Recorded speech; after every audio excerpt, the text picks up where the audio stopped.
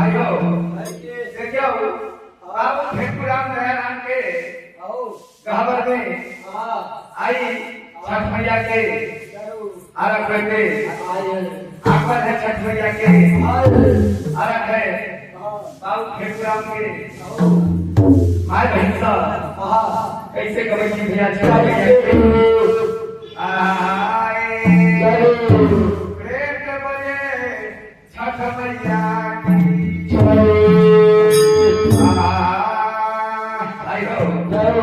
भारत का सब कोई करेगा लेकिन माई सती लेखा सती चक्रवर्ती ऐसा कर केहू नहीं के कैले बा आज तक के केहू नहीं के कैले बा लेकिन सती माई छठ व्रत कैलन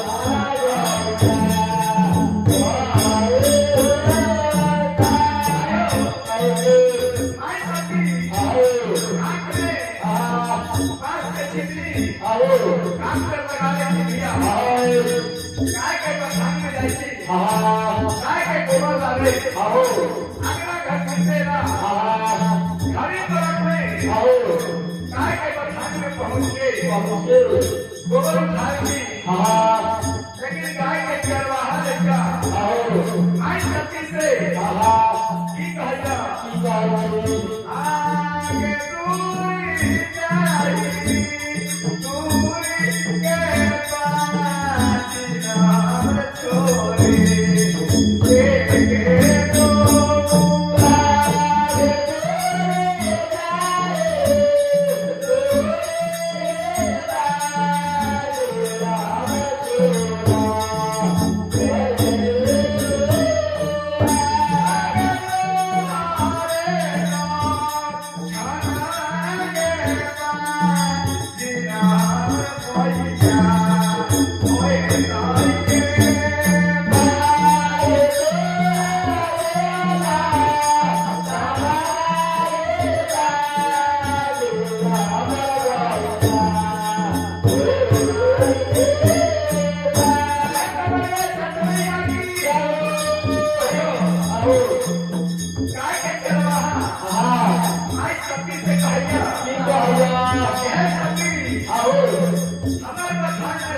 के बखान में से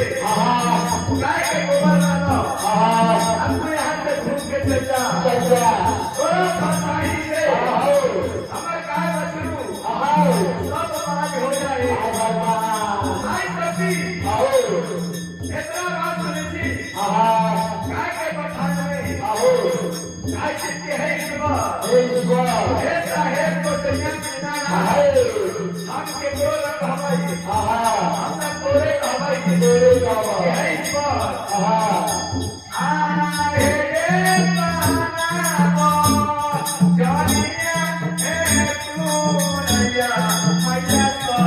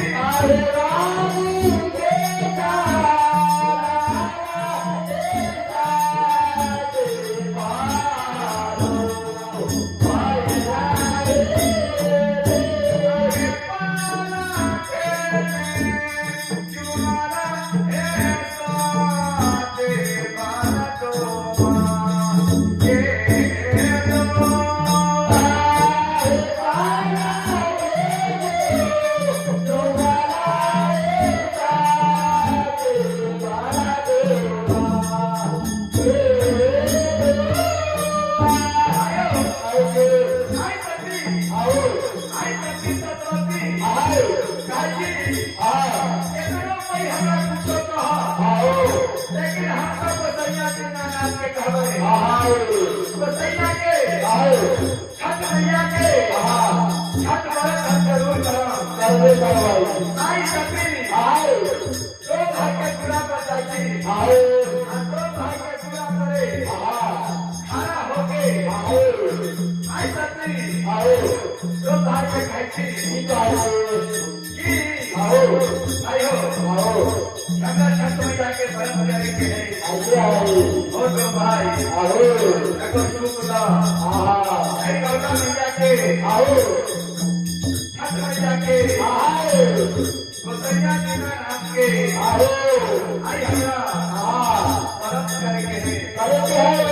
इतना बात सुनिए तो आई सकी के की कहया आगे दूरी जाई दूरी के पादिना हम जोरे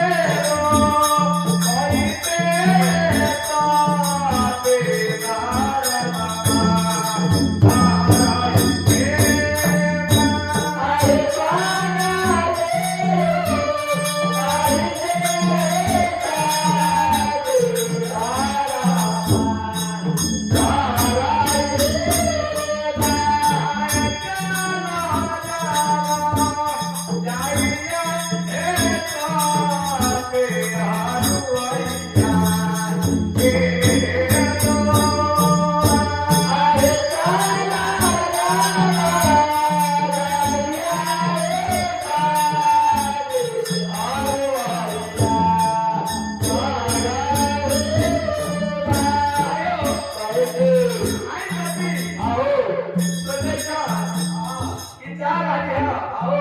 हलवाई भाई के पूरा पड़े छठ हो जाके आओ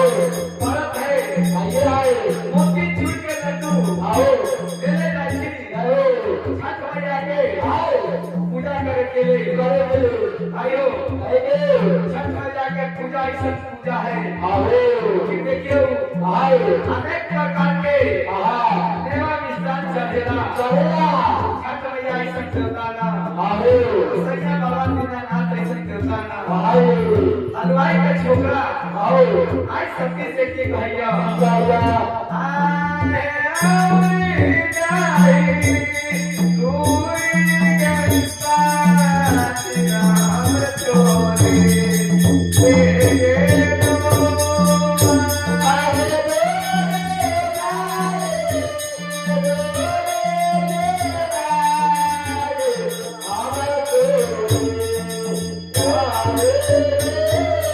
Oh,